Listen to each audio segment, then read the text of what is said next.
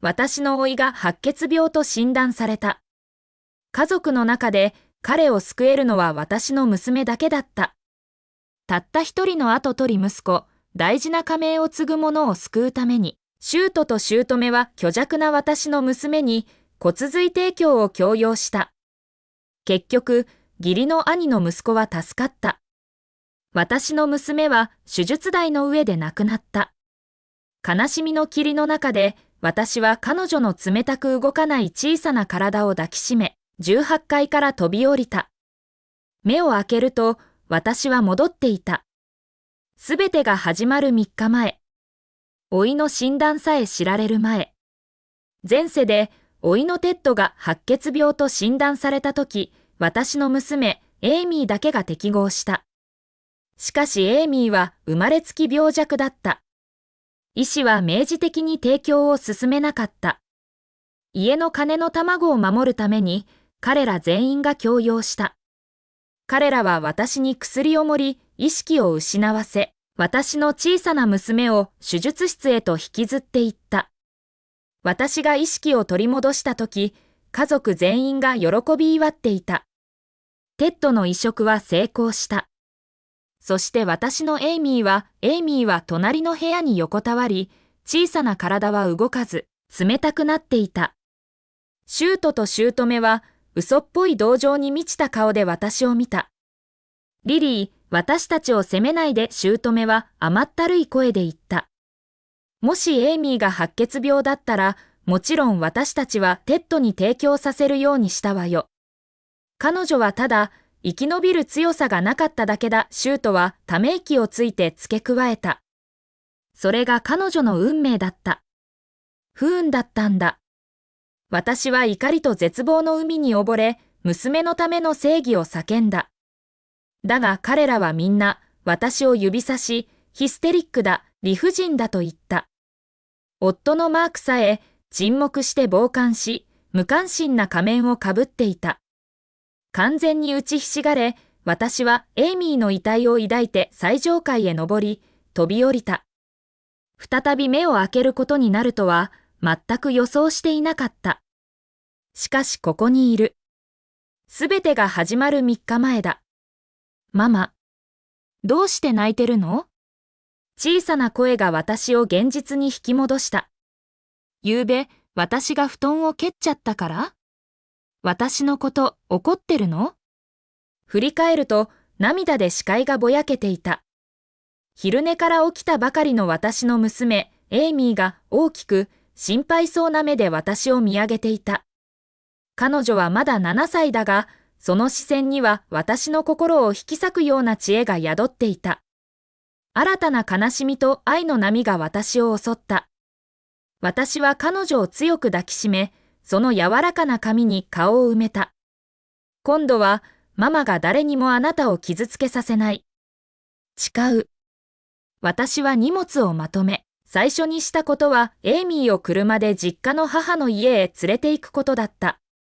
その日の午後遅く、マークが仕事から帰る時間を知り、彼に電話をかけた。マーク私は、偽りの苦悩で詰まる声で切り出した。今日、エイミーを検査に連れて行ったの先生が彼女は白血病だって。おえつを漏らした。前回、もしエイミーが病気だったらテッドに提供させるって、あんたたち皆言ったよね。今、この知らせにどう反応するか見せてやる。電話を切り、私は一人で家に向かった。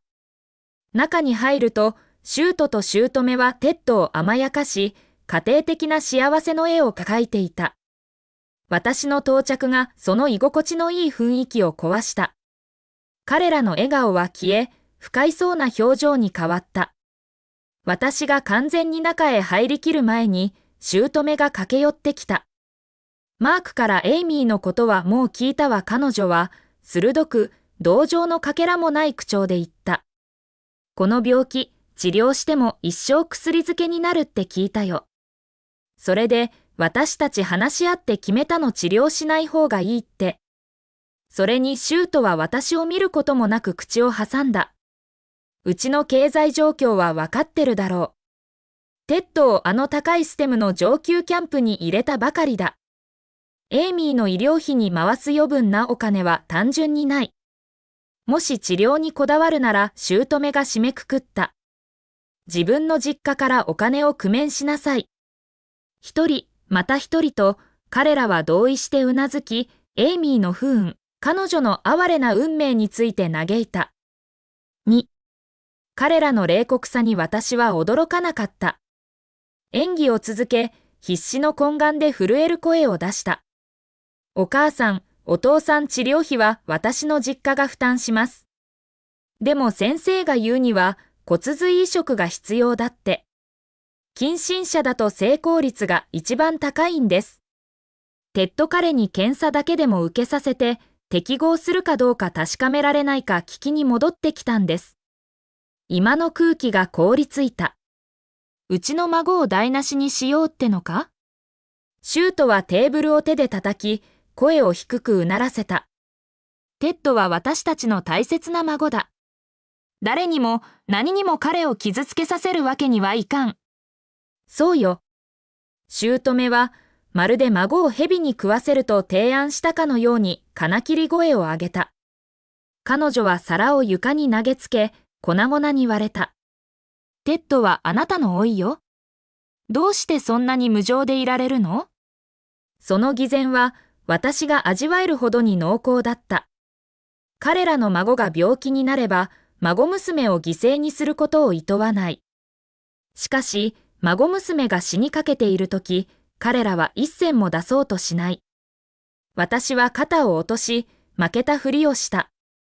でもお母さん、お父さんエイミーだってあなたたちの孫娘ですよ。本当に彼女が死ぬのを傍観するんですか？私の動揺を見て、マークは私を脇へと連れ出した。リリー、彼らの言う通りだよ。彼は私の目を合わせようとせず、囁いた。彼女が病気なのは私たちのせいじゃない。もしもし彼女が助からなかったら、私たちはまた子供を作れる。次は男の子かもしれない。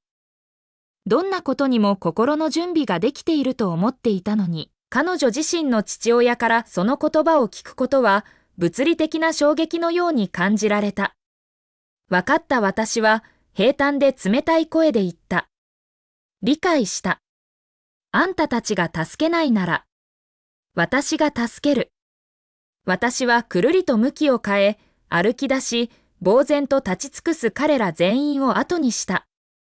彼らが知らなかったのは、私のスマホがずっとポケットの中にあり、そのマイクが最後の毒に満ちた言葉の一つ残らずを録音していたことだ。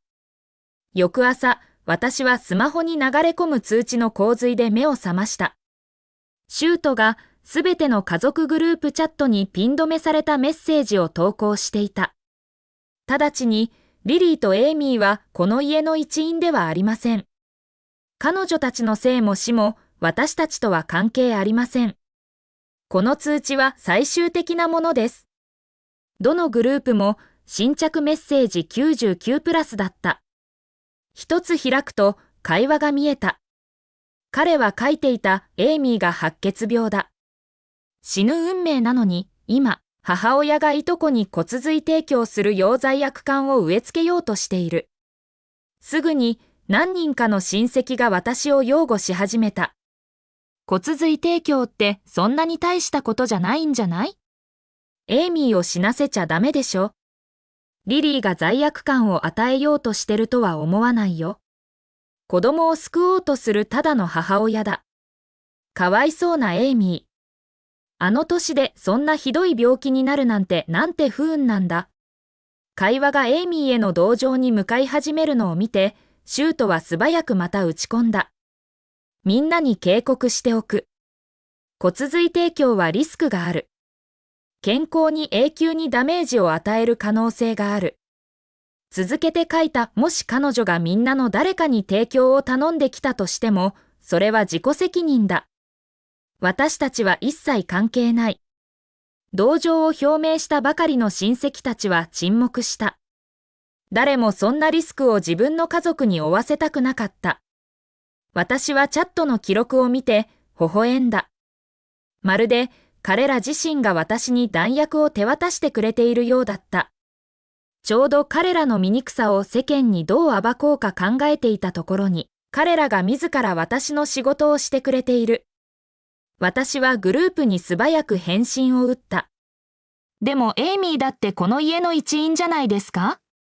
お父さん、お母さん助けたくないのは理解できますが、どうして他の人が助けるのを止めるんですか？まるで彼女に死んでほしいみたい。しばらくして、義理の姉、テッドの母親が返信した。リスクを回避するのは人間のさがです。皆、それぞれ自分の家族やキャリアを考えないといけません。怪我一つでも家庭にとっては大災害です。3. もし私のテッドが白血病だったら、家族の他の誰にも負担をかけず、治療を諦める方を選びます。真の家族は、お互いに負担を掛け合わないものです。チャットは彼女への賛辞であふれ、高潔だ、リタマトだと呼びたたえられた。彼女の見えっ張りに、私は笑わずにはいられなかった。彼女の自己犠牲精神が明日、自身の息子の診断書を受け取る時も同じように感じられるか、興味深かった。その後続く侮辱の集中放火を無視し、私はアプリを閉じてチャット履歴全体を保存した。一方、ハリソン家の居間では、シュートは私を追い出すだけでは不十分だと決断していた。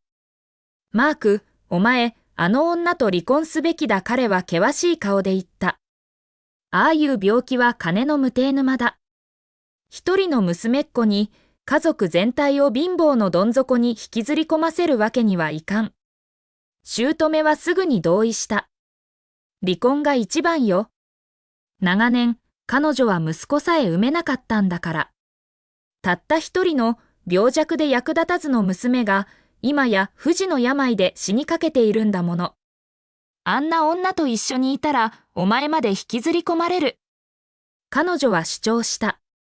自由になれば、お母さんがもっといい嫁を見つけてあげる。マークはただうなずいた。そうだな。一人の娘に私たち家族全員をダメにさせちゃいけない。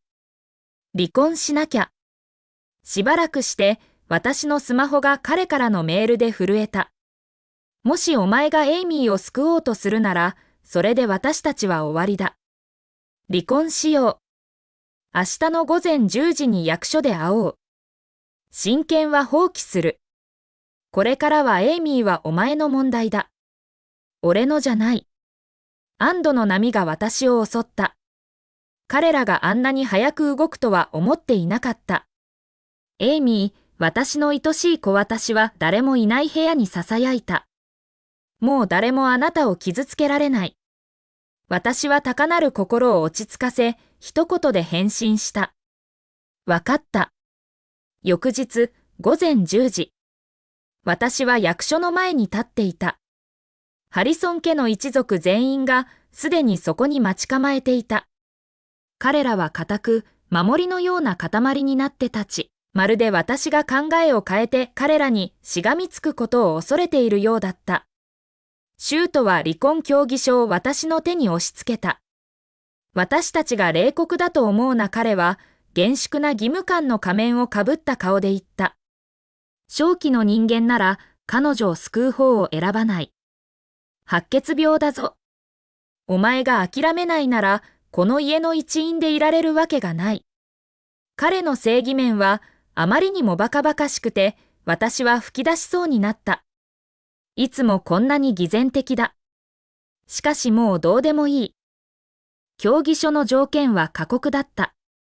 マークがエイミーの親権をすべて放棄するだけでなく、彼らは彼女からハリソンの姓を剥奪することも要求していた。私たちを切り離し、彼らの人生から消し去り、永遠に縁を切ろうとしていた。私が読んでいる間、マークが近づき、声を低くして言った。